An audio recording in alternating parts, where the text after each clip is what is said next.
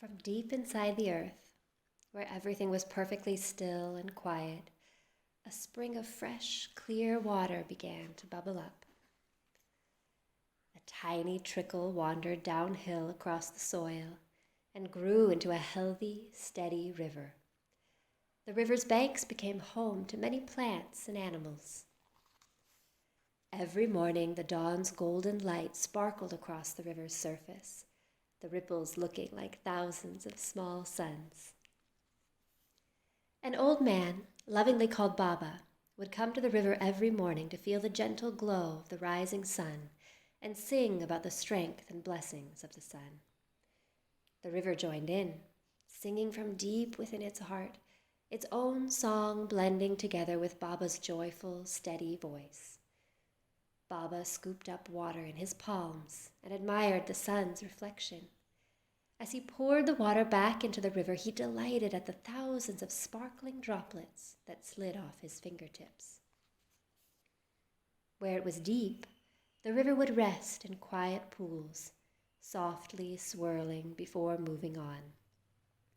Where it was shallow, it skipped and hopped, making cheerful music as it danced over the sandy shores and smooth pebbles. And every day children came to the river to splash and play. Women brought clothes to wash while they talked and sang. Tall reeds and delicate moss drank in the clear water and grew lush and green along the banks. Seasons somersaulted one into another. Fresh, juicy spring became hot summer. Wet monsoon made way for a freezing winter, only to be melted by the glorious warmth of spring.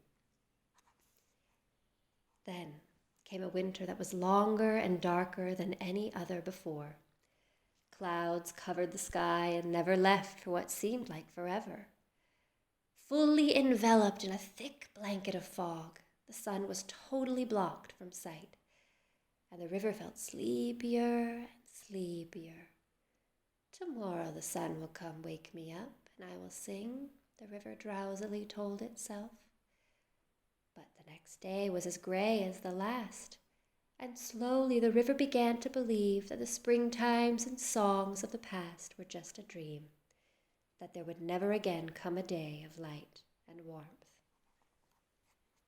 Without the energizing touch of the morning sun, the river sang less and less, and the less it felt like doing its flowing dance to keep its water clear and clean.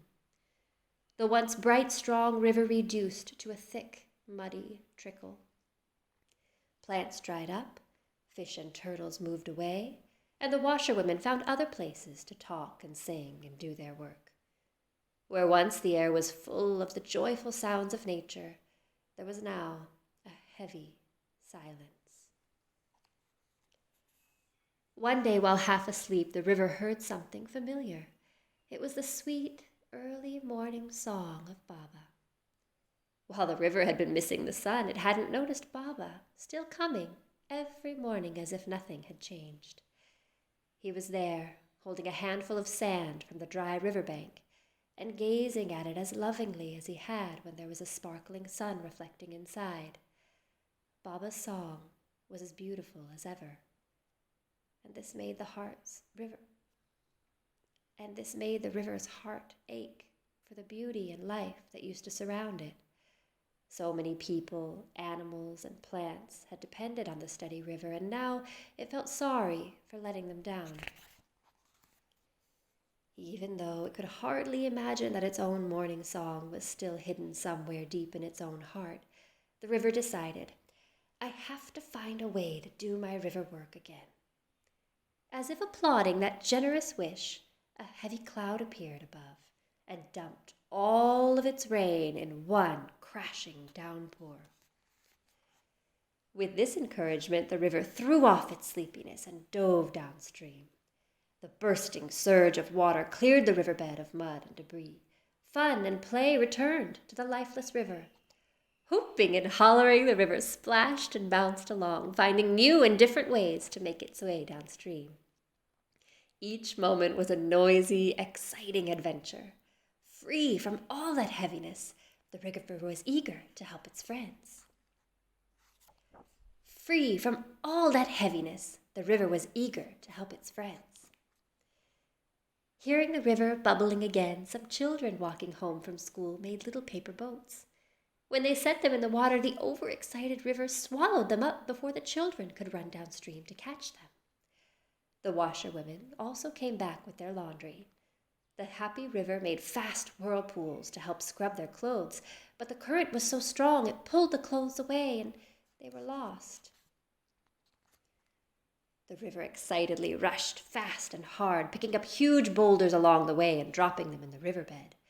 The boulders made the river rough and created huge waves.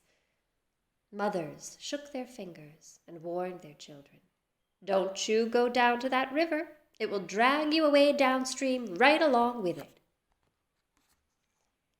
Carried away in the excitement, without any time for rest, and unable to keep up the pace, the river's water reserves ran out. But without any more energy and missing its friends, it fell silent again. Then the exhausted, lonely river caught the unmistakable sound of faithful Baba singing to the rising sun. The long, dark winter had finally ended, but the river had been too busy rushing to even notice. With time and rest, the river healed its friendships and built up its strength. Carefully and cautiously, it encouraged itself to flow again. Not too much, not too little, but just enough. Soon the river started seeing the sun everywhere, not only in the rising sky above, and like thousands of mirrors shining on the water's surface, but also in the smiles of the splashing children. It saw the sun in the eyes of the women singing, in the nectar of the flowers, in the stones on the shore, and in the feathers of the birds. That same shining light seemed to be coming from everywhere. The river's heart filled with joy, and its early morning song resounded more beautifully than ever.